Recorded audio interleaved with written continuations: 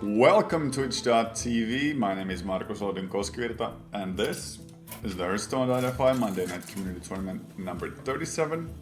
I'm back from ACES Summer 2015, which was held in Helsinki, and we're back with our weekly tournament action. I'm gladly and happily receiving a co-caster this week as well. So, as you all know him, he's Ville one of Tuomisto. Say hi. Oh, you already did, great. I have to admit that I'm slightly still sleepy from the trip, so I might not be 100% at talking all the time, so I'll trust Ville can cover you up with that part. Yeah, I will be 200% on this cast, so don't you worry. We're making sure that we'll get the spectating going, since there is a small miscommunication when it came to the players starting the match. They have already begun it, but no matter, this is just the first game of a best-of-5 conquest series. Basically what the players need to do to win this tournament is play 2 series of best-of-5 conquest with 3 decks and 3 classes. The winner goes home with 50 euros and 10 Hearthstone World Championship points, which is very nice. The players currently, on the upper side of the screen we can see the Romanian player HiddenRage, who has brought a Hunter, which is obvious, a Mage, and then Warlock. The Hunter seems more like a mid-rangey version, with the Hunter's Mark and Freezing Trap. And on the bottom side, we have eEriness's Czech player VanillaTitan, who is bringing forth a Handlock, or a Handlock variant. We'll have to wait and see. Nice start for VanillaTitan, getting the silence on his Ancient Watcher, and being able to utilize board presence over the Hunter. Yeah, I think actually just making this play, it forces basically HiddenRage to trade and at least spend some damage to creatures, what usually shouldn't be happening in this moment against Handlock. Now in the next turn you can actually drop quite nice Twilight Break, so you're getting quite nice board presence over here. Yep, it is a pretty decent curve. You don't get the Mountain Giant on turn 3 like you normally would. I don't think you do, since you would need one more card for you to be able to tap into Mountain Giant on 5, but still, it's a very strong Twilight Drake. Unfortunately being countered by the Freezing Trap. Yeah, I think actually in this matchup you don't care about that Mountain Giant coming up in turn 4. You basically want to get turn 4 something, and turn 5 you most likely want to drop anyway a Belcher. So I think it's a better play like this. Like now you get one because you get that Twilight Break back in your hand, but this is actually quite scary play. You already have you will be set down to 5 at least. If he wants to gamble, yeah, he can just play 1 minion and Hunter's Mark and try to clear it, and then the Handlock is really bad. So I think I like more that Belcher play. Well, you sometimes have to take risks in order to win a match. This time it seems that it's not paying off. You have to admit that HiddenRage had a very strong hand for this situation. Yeah. Double Molten Giant is also an option to a Sun Fury Protector. Then you can Shadow Flame your own Sun Fury Protector and clear out the minions from the opposing side of the board. This is a really big swing, but all you need right now is a Kill Command, Beast, Hero Power, that's it. Unless VanillaTitan draws into Healbot, or what else would maybe save him? Well, I think they're just running the Healbots, and basically you need to get 2 because that's hero power will be just taking you down all the time. So you actually need 3 draws. You need 2 of them, or you will be in decently bad position. And the first one didn't get so. Yep. A quick shot would also be enough right now. Anything that deals 3 damage. Unleashes 3, but it's not quite able to go through that wall of giants. That's 18 damage on the board. Or hit points in this case. Yeah. Let's see, 5, 9, 12. He can clear out one of those 8/8s and not die. But that's pretty much his only option when it comes to board. Well, actually, he's still going to 1, so he won't die next turn if there's 0 damage coming from the hand. What is decently scary. But you want to take at least one of these guys out, and it's decently easy. But the next one, do you go with your weapon or just wait? It seems he's just going to fill the board and just wait. I'd say he needs to attack into the Belcher and clear out the smaller guys as well, because if you're forced to go through that taunt wall, then it's better to do it now and wait for that single owl top deck, since the owl would be able to remove the 8/8. And this actually gives you the 2 turns what you need. Basically, now there have to be something drawn, because next 2 hero powers will actually kill you. Yep. Although the 8/8 taunt will be able to stop HiddenRage's attacks unless he draws into that said owl. And there we go. Top decking and wrecking. Must feel horrible for VanillaTitan. Yeah. The aggressive, mid-rangey hunter takes the series. Yeah, I think overall when I was checking, I think that's more like the faster, like hybrid hunter kind of. There was a lot of like, well, the creeper wasn't like, maybe it was just a hybrid hunter with just nuts draw. Yeah, the double Houndmaster really signals a strong mid-range game. Yeah. On the other hand, he did have all the answers. He had the hunters and marks and the freezing traps when he needed it. I'd say it was just very good draws for HiddenRage on that match. And also, actually, when I'm thinking about it, there's 3 traps and the hybrid runs 1 to 2 traps. So yeah. Snake traps into freezing traps. That's true. Could have been 4 traps as well. That's true. We don't know. Okay, Keeper and Wild Growth, those are nice. Wild Growth Druid, starting hand, always one of those highly swingy factors. Yeah, HiddenRage hand is like almost perfect. 1 drop, 2 drop, 3 drop, 4 drop. All of them are the well, at least one of the best cards what you can have in that slot. So definitely. What you want to see as a Mech Mage is a perfect curve. And this represents at least 4, 7, 11 damage. It doesn't quite serve you as much as you'd like, since this freeze for the face won't do that much.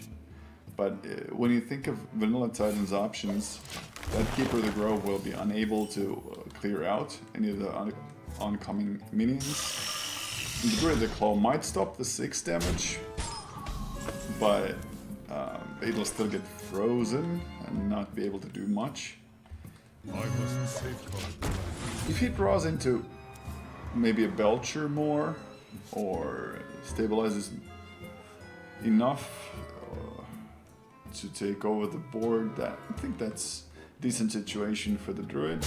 The Ancient of War right now is also awesome if the game goes to turn 7 and HiddenRage doesn't have some sort of silence effect for it. yeah, I think just next turn you will go second Keeper, just killing that Spider Tank if there's nothing played, but he's going for the right play, just use no jumper and then Annoyatron. So now you need the reach or you need a big taunt. Glad he has the Druid of the Claw, so that's one option. And then next turn you want to go top taunt. So. If you were to go as a Drake right now, that would put you at such a precarious situation that it would definitely not be worth it. No, basically it was Druid of the Claw or Keeper of the Claw and kill the 3-2, but I think this gives more value. Frostbolt only losing a single minion into the Druid of the Claw time. Pretty good situation for the Mech Mage. And does he utilize it for the... Yeah, he pings the minion and gets rid of the minion as well, making sure that the Annoyatron stays up on the board. This swipe will be able to reset the board except for that single annoying Tron. Would you cycle the Wrath here? Because I think you could cycle the Wrath for 1. I think you want to keep it just in case there's like Mech Mage has so many 3 health guys that you might want to keep that in your hand. True. The more immediate effect would have been to cycle the Wrath. Yeah. And get rid of the 1 attack to your face. But I guess he's happy with Ancient of War as an answer to the situation, so to speak. Yeah.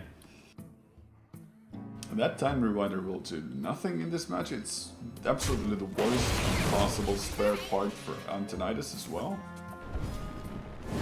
But you can return that Captain's Pirate in your hand, and then you can search for pirate. For all those excessive pirate needs. Yeah. Okay, getting use out of the spared Wrath to get rid of the 4/4.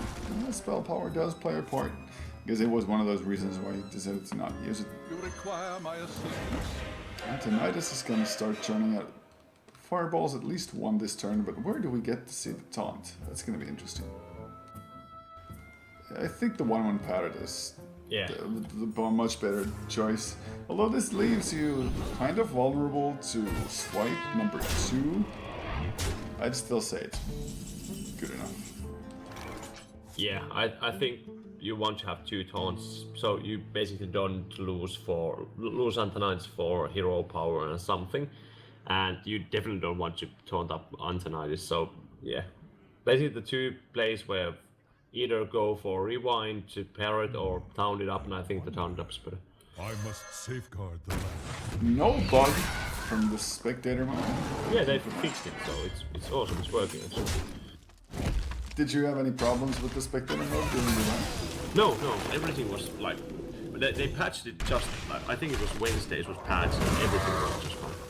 Excellent. Thank you, Blizzard. Thank you to the representatives of your community and your developers. This has been a long time coming. Yeah, but now he only got 1 fireball out of that Antonidas, so it's a little bit awkward. But still, he can burst him next turn down if nothing kills that Lotheb. Lotheb is gonna stay alive, and as we see the hand of the mage right now, this means it is time for lethal. Hero power finishes it off, despite VanillaTitan's own armoring up. That means the series will go 2-0, and these are fairly fast games thus far. HiddenRage's much more aggressive plays playing off. Do you think he's gonna have a slower Warlock, or is it gonna be the Justice Zoo? Well, I think, like, if you think about the tournament, you basically play with 2 decks for the tournament, and the last 2 rounds you have 3. So I think it would be better for you to have just that hand block to give you some outs against those anti-aggro kind of decks. But I think he's just going for 3 out of 3, just aggressive decks. Yep, having seen that lineup, and a Mech Mage as well, Mech Mage which hasn't been that popular recently, it really does indicate that he likes those aggro lines, so... versus Gul'dan. Smork when in doubt. Ah, nope, it's a handlock. Completely wrong. Happy to be wrong about that one. The Hunter versus handlock matchup has been brought much closer to 50% than it used to be in the past, so this could swing either way. It's obviously a more aggressive face hunter version with arcane golems, plus an interestingly enough added Lotheb. What do you think there's a Lotheb in face warrior nowadays? Or face hunter?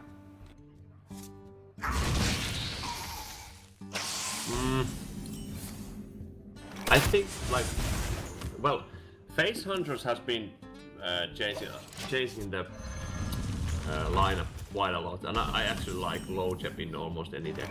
But this seems to be like hybrid. This is hybrid. Yeah, This is definitely hybrid. But like 1/5 drop isn't bad in that Face Hunter. Sometimes it's a little bit awkward, but sometimes it just wins you the games because they cannot remove your big guys. And low chip, if it sticks on the board, it's really, really big. Both players playing very, very fast. You could have also had an option of going for the Defender of Argus, but that would have allowed the Shredder to have a chance to do something and spawn a 2 mana cost minion. So he's absolutely not afraid of an Unleash the Hounds, just flooding the board with the Owls fairly early on and going for the face. I think it's, even though he has the perfect card for the Belcher right now, playing that single Defender of Argus makes a lot of sense. Since you haven't seen the Unleash yet, it would have been used if it had been there. The Watcher is fairly safe. You can just start dealing out as much punishment as possible. Yeah. You know, double quick shot being a kind of, well, in parentheses, wasted without being used for card draw, but seeing a Hunter so far behind against a handlock on turn 6 is, let's say, unusual. Yeah, but handlock got really nice anti-aggro hand. But actually, I was talking in last weekend with life coach and RDU about weak shot, and they were saying that it's like if weak shot wouldn't have like the text. Also, Vampy, I think Vampy brought it up like when we started thinking like if that wouldn't have that text that draw a card, if your hand is empty, draw a card, people would actually start using it right because it's really good for that kind of just easy removal for something that will do too much damage for you. Yep, definitely agree with you on that one. It's basically a dark bomb with an added bonus. But yeah. Yep, turn 7. We didn't even have much chance to talk about these games, guys. That took like less than half an hour, the whole series. Yeah, and that was really fast. Like handlocks usually, even like with decent hands, it's really hard to kill before turn 9 if you don't get like really huge small giants to just go beat with them. But that was like really awesome beatdown. Yep, thank you for that display of aggressive decks and how to really humiliate your opponent. We're gonna take a very short break. We're gonna make sure that the second semifinalists are all ready to go.